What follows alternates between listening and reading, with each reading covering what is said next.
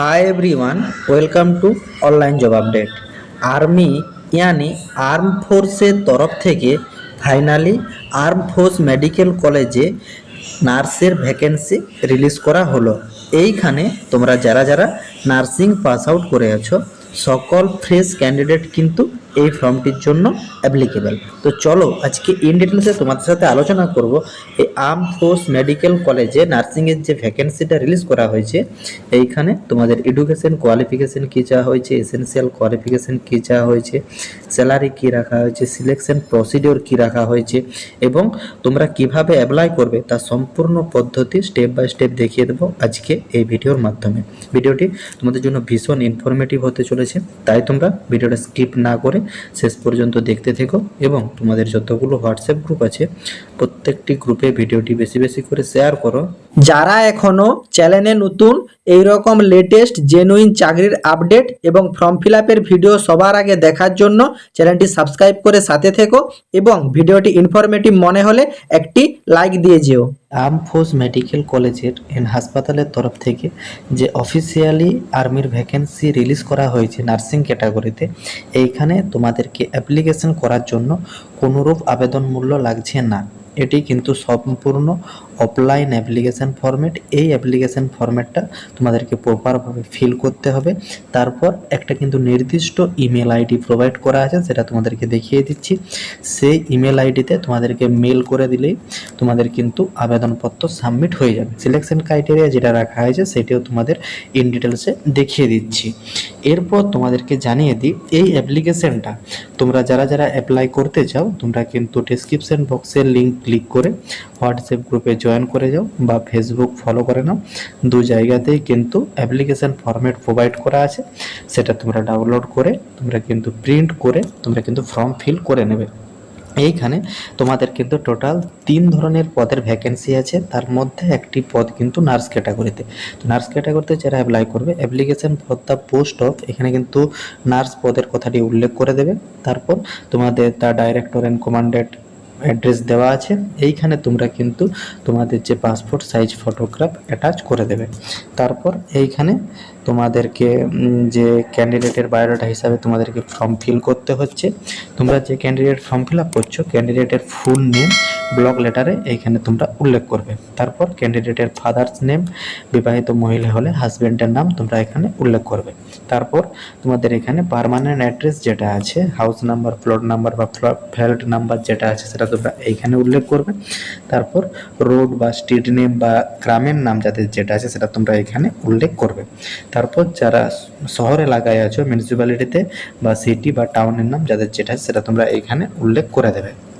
তারপর তোমার এলাকার পোস্ট অফিসের নাম উল্লেখ করবে, পুলিশ স্টেশনের নাম উল্লেখ করবে, ডিস্ট্রিক্টের নাম উল্লেখ করবে, পিনকোড এখানে উল্লেখ করবে, কন্ট্যাক্ট নাম্বার এখানে উল্লেখ করবে, যদি মোবাইল নাম্বার সেই মোবাইল নাম্বার এখানে উল্লেখ করবে এবং এইখানে কিন্তু তোমাদের ভ্যালিড ইমেল আইডি উল্লেখ করবে। দেখো এইখানে তোমাদের কিন্তু মোবাইল নাম্বার এবং ইমেল আইডি এগুলি কিন্তু ম্যান্ডেটরি এবং তোমরা কিন্তু এগুলো ভ্যালিড এবং অ্যাক্টিভ ইমেল আইডি এবং একটি মোবাইল নাম্বার দেওয়ার চেষ্টা করবে। তারপর তোমাদের মাধ্যমিক পরীক্ষার অ্যাডমিট কার্ড দেখে ডেট, মান্থ এবং ইয়ার ঠিকভাবে ফিল করে নেবে। তারপর 17 জুন 2026 অনুযায়ী তোমার এজ কত বছর হচ্ছে, যেসব ডকুমেন্টস তোমরা দেবে সেই ডকুমেন্টসের এজ অনুযায়ী সেটা তোমরা ক্যালকুলেট করে এইখানে উল্লেখ করে দেবে। তারপর তোমরা মেল না ফিমেল ক্যাটাগরি সেটা তোমরা এখানে উল্লেখ করে দেবে। ন্যাশনালিটি ইন্ডিয়ান কথাটি এখানে উল্লেখ করে দেবে।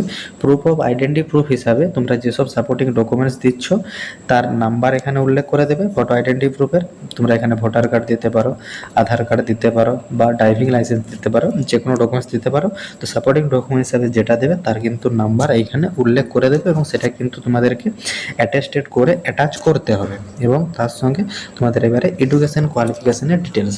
এইখানে তোমরা সেকেন্ডারি বা ম্যাট্রিকুলেশন মাধ্যমিক পরীক্ষাতে তোমরা যে বোর্ড থেকে পাস আউট করেছে সেই বোর্ডের নাম উল্লেখ করবে এবং তোমাদের মাধ্যমিক পরীক্ষার ফর্ম ডেট টু ডেট দেবে, কী কী সাবজেক্ট ছিল সেটা দেবে এবং কত পার্সেন্টেজ নাম্বার পেয়েছিলে সেটা তোমরা এখানে উল্লেখ করে দেবে।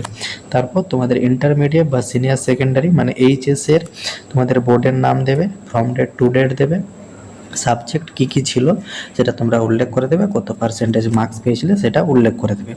তারপর এইখানে তোমাদের any other relevant training and qualification, এইখানে তোমরা তোমাদের নার্সিংয়ের যে ডিটেলস আছে সেই ডিটেলস তোমরা এইখানে দিয়ে দেবে এবং বোর্ড বা ইউনিভার্সিটির নাম এইখানে উল্লেখ করে দেবে, কোন বোর্ড থেকে নার্সিং পাস আউট করেছো, nursing joining date, leaving date উল্লেখ করবে, কি কি সাবজেক্ট তোমাদের ছিল সেগুলো তোমরা শর্ট ফর্মে এখানে লিখে দেওয়ার চেষ্টা করবে এবং তোমাদের টোটাল নার্সিংয়ের পার্সেন্টেজ যেটা আছে সেটা তোমরা এইখানে উল্লেখ করবে।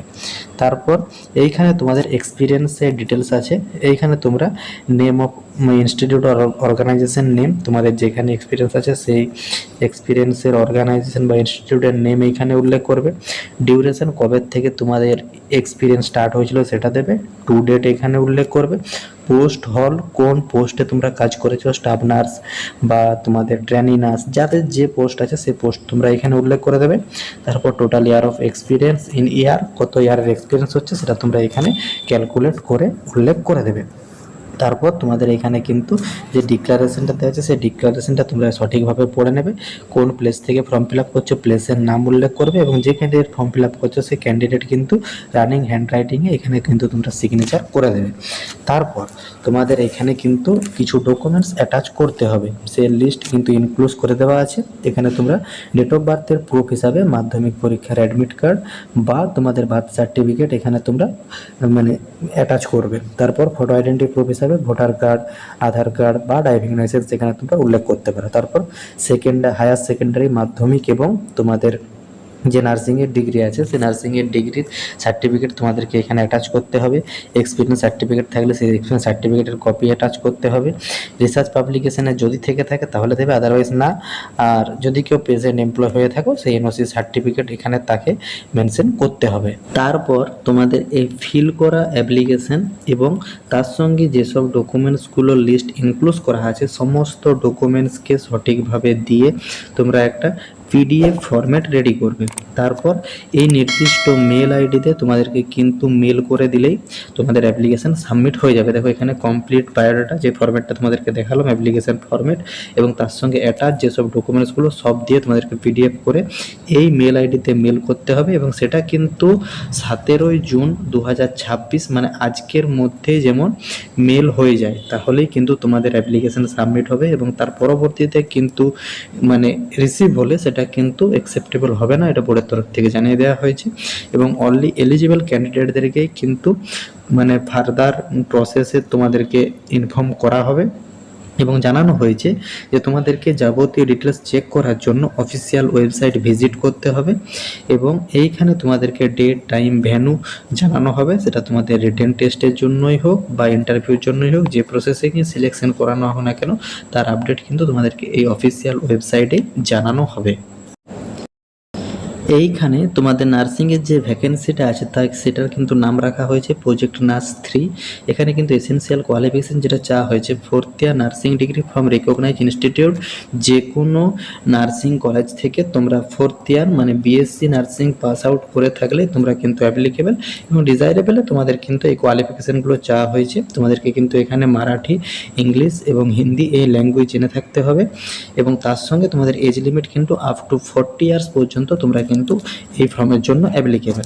এইখানে তোমাদের টোটাল 3 ধরনের পদের ভ্যাকেন্সি রিলিজ করা হয়েছে। রিসার্চ সায়েন্টিস্ট নন মেডিকেল পদের জন্য এখানে তোমাদের পার মান্থ স্যালারি রাখা হয়েছে 56,000 টাকা, তার সঙ্গে কিন্তু এইচআরএ প্রোভাইড করা হবে। দ্বিতীয়তম প্রজেক্ট টেকনিক্যাল সাপোর্ট 2, এখানে তোমাদের 2টি শূন্য পদ রিলিজ করা হয়েছে, 20,000 টাকা প্লাস এইচআরএ তোমাদেরকে প্রোভাইড করা হচ্ছে। এবং তৃতীয়তম প্রজেক্ট নার্স 3, এখানে তোমাদের একটি শূন্য পদ আছে, স্যালারি রাখা হয়েছে 28,000 টাকা, তার সঙ্গে কিন্তু এইচআরএ তোমাদেরকে প্রোভাইড করা হবে। নোটিফিকেশনটি রিলিজ করা হয়েছে arm force medical college and হাসপাতাল, তোমাদের কিন্তু আর্মির তরফ থেকে ভ্যাকেন্সিটা রিলিজ করা হয়েছে। মাল্টি ডিসপেন্সারি রিসার্চ ইউনিট এমআরইউ থেকে তোমাদের কিন্তু এই অফিসিয়ালি ভ্যাকেন্সিটা রিলিজ করা হয়েছে। আশা করি এই আর্মি তরফ থেকে যে অফিসিয়ালি নার্সিং ক্যাটাগরির ভ্যাকেন্সিটা রিলিজ করা হয়েছে সেটা তোমরা ইন ডিটেলসে বুঝতে পেরেছো এবং কিভাবে তোমরা এই অ্যাপ্লিকেশনটা ফিল করবে তার সমস্ত রকম পদ্ধতি বুঝতে পেরেছো। কারো যদি কোনো জায়গাতে কোনোরূপ কোয়ারি থাকে কমেন্ট বক্সে কমেন্ট করো, আমরা রিপ্লাই করবো। টাটা।